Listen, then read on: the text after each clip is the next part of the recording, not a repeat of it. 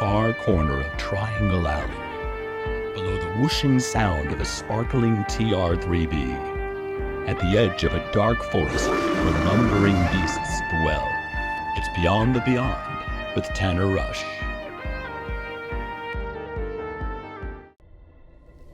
Beyond the Beyond, Unlocking the Mind's Eye, a closer look at remote viewing, Part 2. In the last Beyond the Beyond, we explored the beginnings of remote viewing, the practice of perceiving or gathering information about a distant or unseen target through extrasensory perception, or ESP, without the use of the traditional five senses.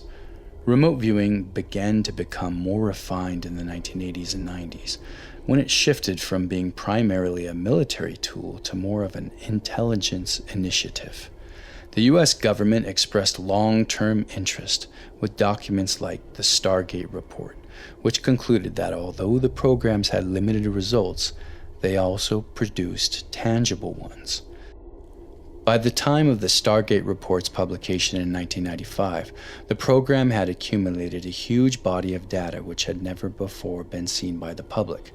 This information included hundreds of remote viewing experiments conducted by notable psychics like Ingo Swann, Pat Price, and Joseph McMoneagle. Some of the more notable experiences are as follows. At one point in the program, viewers were instructed to try and find Soviet spies residing in America. One viewer described an individual who had been living in the U.S. for quite some time. They detailed the spy's location, activities, and even appearance, which led to a near-identical match and the arrest of a working Soviet operative. Future viewing sessions were fair game as well. Over the years, many viewers attempted to perceive nuclear accidents, military conflicts, and terrorist attacks. One such session involved a viewer predicting a type of attack in the Middle East.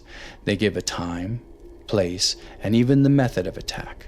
Some have inferred that what was actually predicted was the 1983 Beirut bombings, a devastating terrorist event in which a truck bomb exploded in the U.S. Marine barracks, killing 241 American military personnel, among others.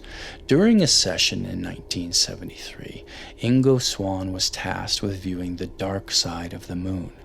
At that time, the Apollo missions had sent manned spacecraft to the moon, but they had not explored the far side of it. What surprised everyone involved was that Swann did not see a barren, lifeless place. Instead, he described machinery, artificial objects, and structures, suggesting that some extraterrestrial race might have been visiting. He saw pyramids, domes, and other geometric objects that appeared to be made of metal. There were artificial lights, and according to Swann, he saw naked, humanoid beings performing mining operations. They were tall, with smooth, featureless skin. Most startling of all was that these beings appeared to be aware of his presence, something he sensed intuitively, which gave him the impression they too possessed psychic abilities. This wasn't the only strange anomaly seen while remote viewing an alien world. Remote viewer Joseph McMoneagle, one of the most well-known participants in the program, was reportedly tasked with exploring a target on Mars.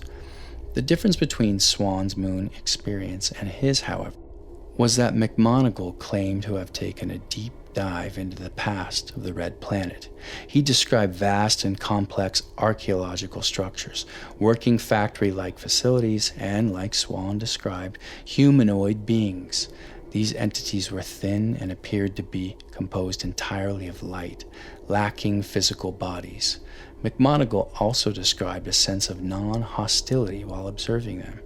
Of note, he claimed to have witnessed the destruction of Mars by some cataclysmic event.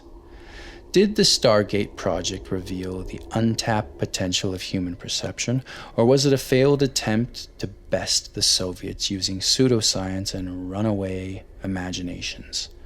Maybe there is some kind of hidden ability buried deep in our consciousness.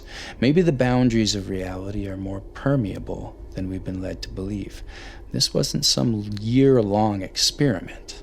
but a decade-spanning program that gathered a vast body of data, some of which defies easy explanation. While skeptics dismiss it as a misguided venture, those who were involved and the intriguing results they documented may suggest otherwise. Have you ever seen a naked alien moon miner?